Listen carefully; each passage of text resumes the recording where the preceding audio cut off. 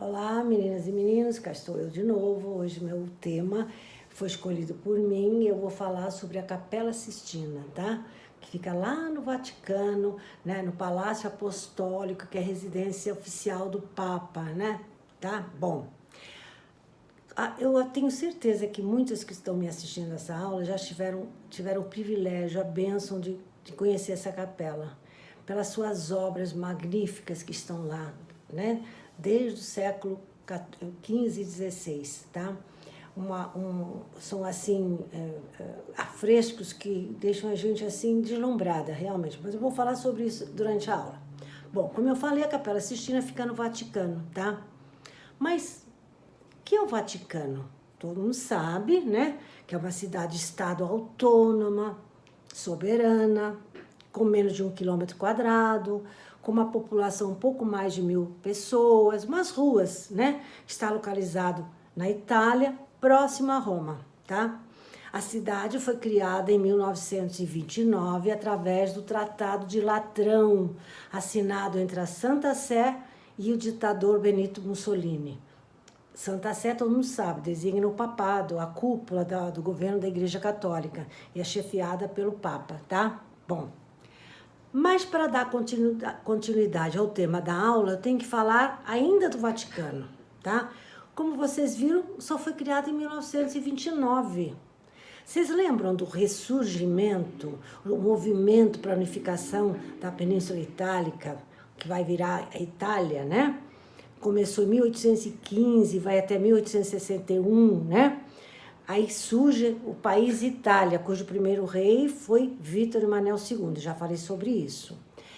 Mas Roma ainda não fazia parte da Itália em 1861. Algumas cidades, como Veneza, Roma, só mais tarde é que foram inseridas na Itália, tá? A unificação é considerada 1861. 1870, Roma foi inserida na Itália. Bom, quer dizer, 9 anos depois da unificação. Nesse ano, em 1870, as tropas de Vítor Emanuel II, o primeiro rei da Itália, invadem Roma e incorporam essa cidade no seu território, né? Só que essa parte, né, de Roma e um território assim, à volta de Roma, pertencia à Igreja Católica. Era como se fossem as terras papais, ou as terras da Santa Sé, desde a Idade Média. Eles tinham umas terras que faziam parte Roma e adjacências.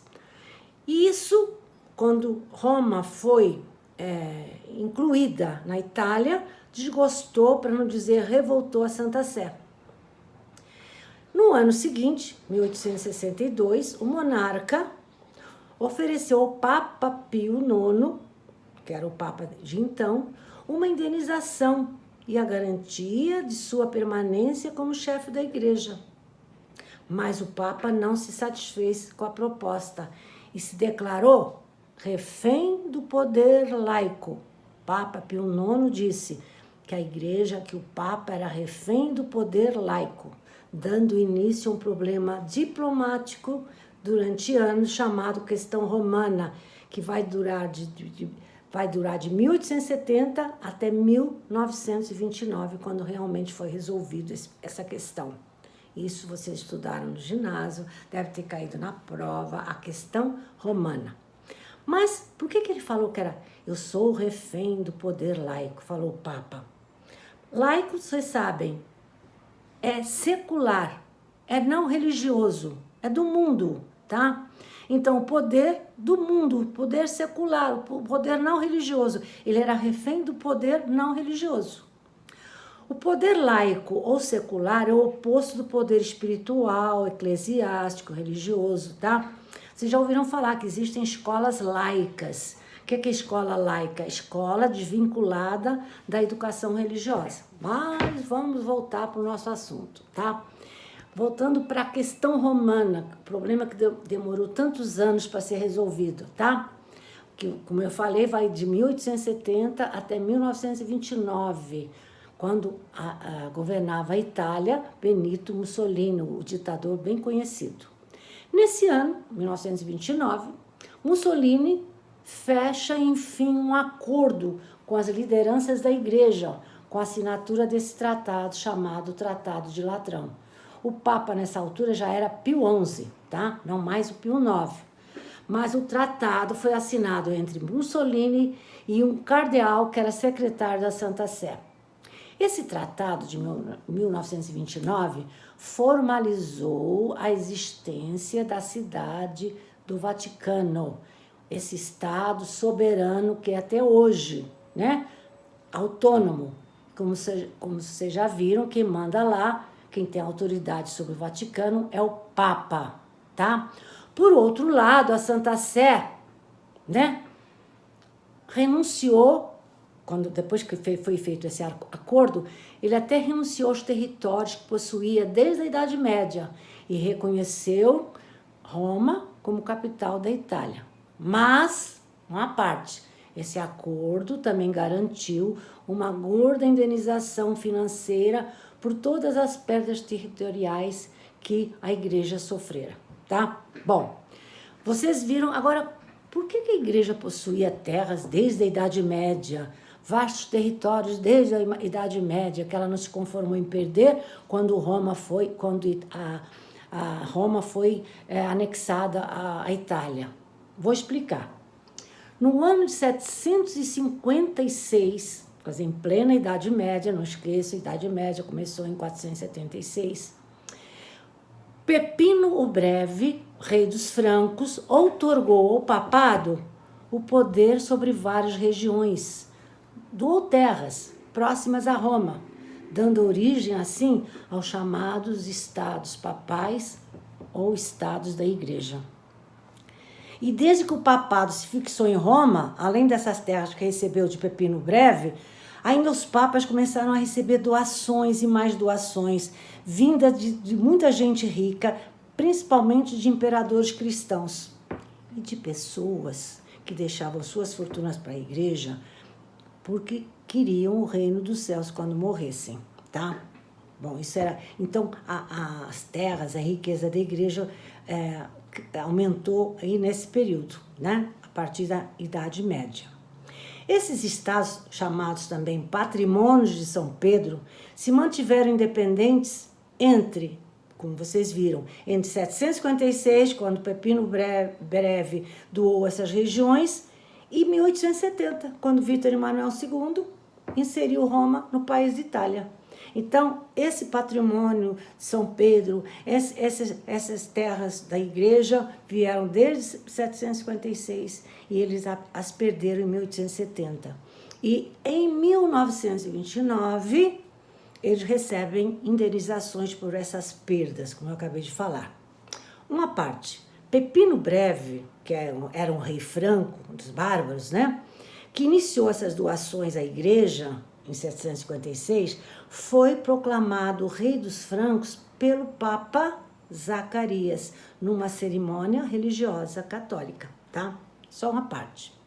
Mas voltando à Capela Sistina, que é o tema da minha aula, como eu disse, o nome é Sistina, porque em homenagem ao Papa Sisto IV, que mandou restaurar uma capela que existia, chamada Capela Magna.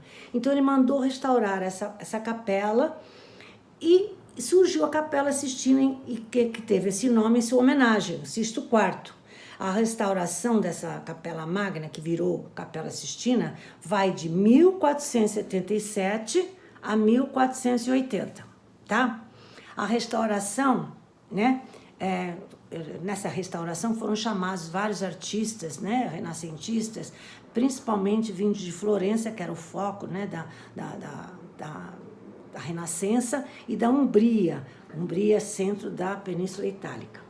Bom, quando ficou restaurada a Capela Sistina, a primeira missa foi ocorreu no dia 15 de agosto de 1483, em honra a Nossa Senhora da Assunção, tá? Hoje, na Capela Sistina, dentro da Capela Sistina, se realiza o conclave, isto é, a reunião, colégio de cardeais para a escolha de um novo Papa, né? Ela é lá na Capela Sistina. Mas agora eu vou falar das pinturas, dos afrescos maravilhosos que estão lá, que quem teve o privilégio de ver jamais esqueceu. Lógico que eu não vou falar de todas, porque são muitas, né? Mas vou falar principalmente dos principais autores, como Michelangelo, Botticelli e outros, vocês vão ver. Bom, conta-se que Michelangelo, só uma parte, nasceu em 1475, tá? E vai morrer em 1564, tá? E ele foi chamado para pintar afrescos lá na capela. Dizem que ele no início não aceitou, porque ele se sentia mais escultor, mas ele fez aquelas maravilhas que a gente pode ver até hoje, tá? Bom, então ele foi chamado pelo Papa e o Papa pediu que pintasse no teto os 12 apóstolos. Mas ele disse não, no teto tem que ficar o Gênesis. O Gênesis. O que é Gênesis? Não, foi o primeiro livro da Bíblia que conta a história de toda a criação e em cenas, né? Ele colocou as cenas do Gênesis, a criação do homem, de toda a criação, enfim. Bom, só uma parte. O Michelangelo tinha 5 anos quando a restauração foi terminada. Lembrem que ele nasceu em 1475 e a reforma da Capela Magna para virar a Capela Sistina acabou em 1480. Então foram muitos anos depois, tá? Que ele foi chamado para fazer os afrescos na Capela Sistina. Então ele se negou a pintar os 12 apóstolos no teto e disse, não, no teto tem que ser o Gênesis. Estão lá obras maravilhosas no teto da Capela Sistina, tá? Criação do homem. Quem não conhece, tem obras assim que até hoje, né, são retratadas mostrando partes desse teto, tá? Bom, o Papa era Paulo II quando o Michelangelo pintou esses afrescos, tá? E depois que ele pintou o Gênesis, ele também foi chamado para pintar cenas do juízo final. O juízo final, que vai gerar uma polêmica que vai durar 20 anos depois que ele as pintou. Mas primeiro eu vou falar sobre o juízo final de Michelangelo.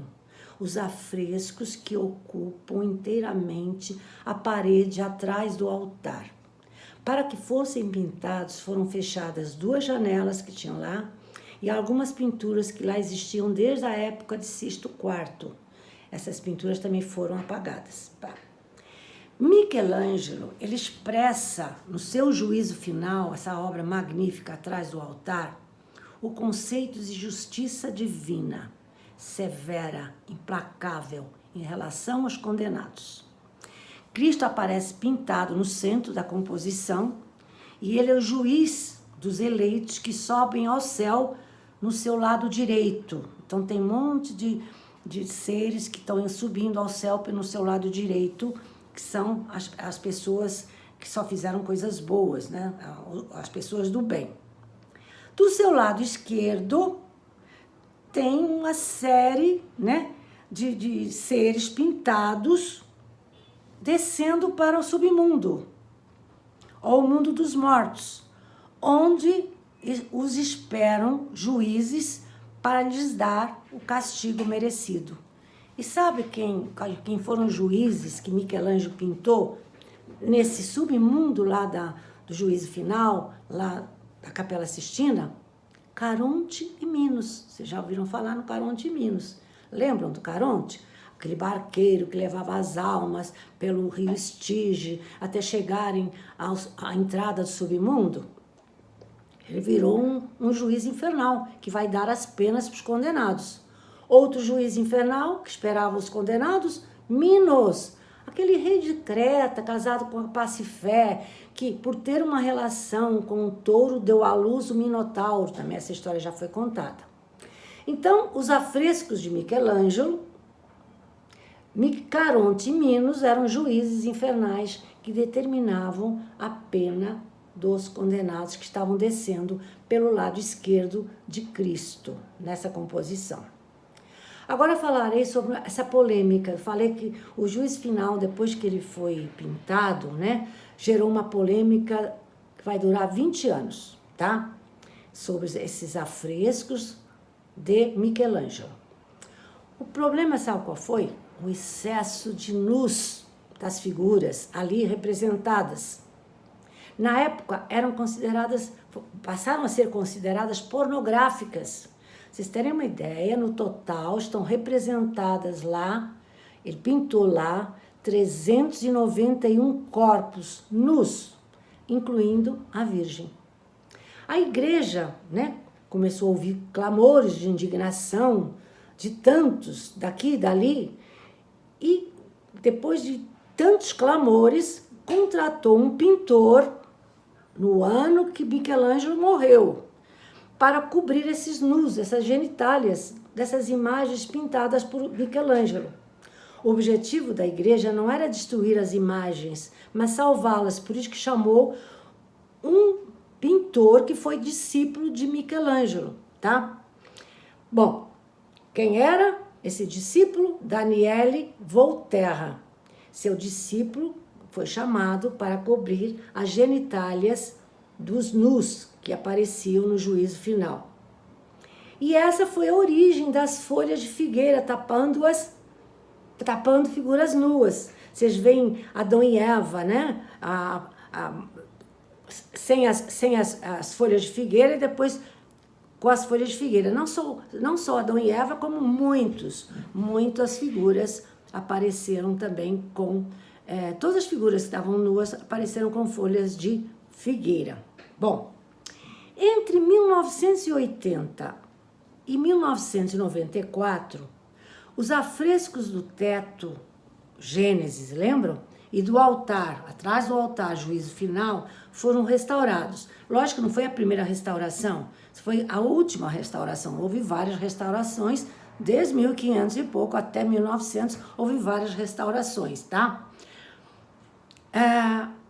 E aí mostraram essa última reforma, essa restauração, mostrou muita coisa que antes não era vista, a luminosidade, ficou muito linda a restauração. Bom, para vocês saberem como essa igreja é visitada, cerca de 20 mil visitantes vão lá diariamente conhecer, visitar a Capela Sistina. Em 2015, contabilizaram 5 milhões de pessoas que visitaram a Capela Sistina. E isso preocupa muito as autoridades e especialistas, né? Porque pela conservação desses afrescos, porque tem que ter uma preocupação no sistema de climatização, ventilação, controle de umidade, temperatura, etc. Então tem que haver sempre esses cuidados para não desaparecerem essas figuras tão antigas, tá? Bom, mas a Capela Sistina, além do Gênesis e o Juízo Final, que é o auge, né, os principais afrescos mais procurados, mais estudados da Capela Sistina, tem muitos outros maravilhosos, como Moisés a caminho do Egito, cenas da vida de Moisés, ambas pintadas por Botticelli, a tentação de Cristo e a purificação do leproso, também de Botticelli, o Sermão da Montanha e a Última Ceia, de Rosselli, e muitos outros afrescos. E também, entre as janelas da Capela Sistina, figuram 24 retratos de papas, pintados por Botticelli e outros artistas, tá? Bom, para terminar a aula, eu vou falar algumas curiosidades da Capela Sistina. Na Capela Sistina, há um afresco no juízo final, dentro do juízo final, que é o autorretrato do próprio Michelangelo. Ele aparece na figura de São Bartolomeu, tá? Outra curiosidade, a Capela Sistina foi inspirada no Templo de Salomão do Antigo Testamento e sua função de ser a sede do conclave que escolhe o novo Papa ocorreu apenas a partir de 1870. A partir de 1870 é que a Capela Sistina passou a escolher os novos papas, tá? O afresco, ainda sobre o juízo final, o afresco do juízo final demorou 4 anos para ser finalizado. Gente, se vocês puderem, um dia vão lá, vocês vão ver o que é arte, o que é a maravilha deixada por esses artistas, tá? Vou ficar por aqui, espero que vocês tenham gostado e, se puderem, vão visitar a Capela Sistina. Beijos!